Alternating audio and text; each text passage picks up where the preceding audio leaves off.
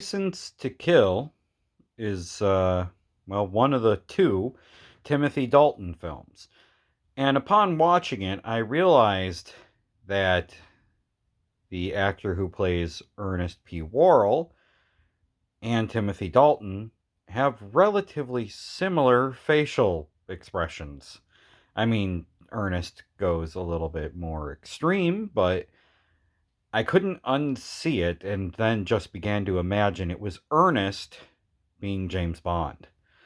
Um, so License to Kill is a pretty interesting film because it involves Felix Leiter being almost killed and his wife being murdered.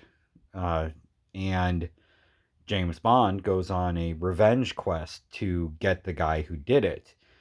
And it's more serious, it's a little bit darker. There's no real goofy, crazy gadgets.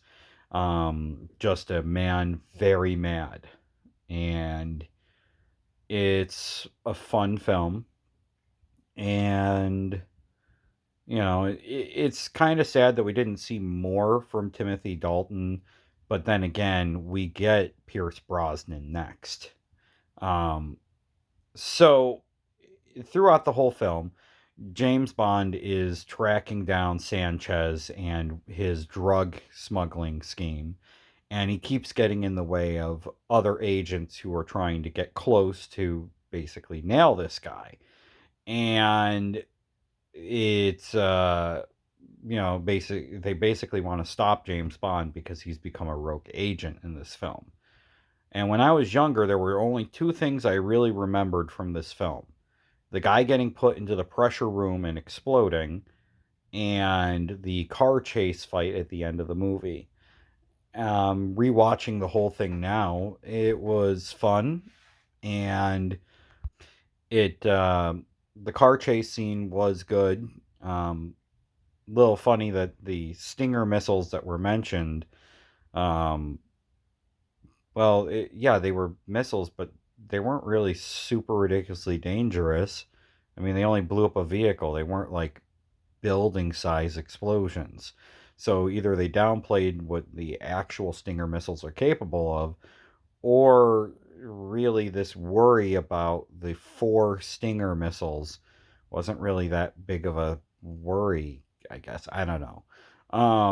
The main thing was that this guy was a drug smuggler and he was trying to get lots of people addicted to his stuff, and he was going to smuggle it through a new process that he had come up with where you could dissolve it in gasoline and then get it back out of the gasoline, so it would be virtually untraceable.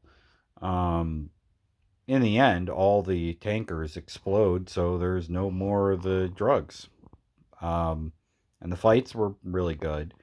Uh, and mm, yeah, it was a fun movie. A little sad that we didn't see more from Timothy Dalton because I'm pretty sure this was the second film that he was in, which was the last one he did.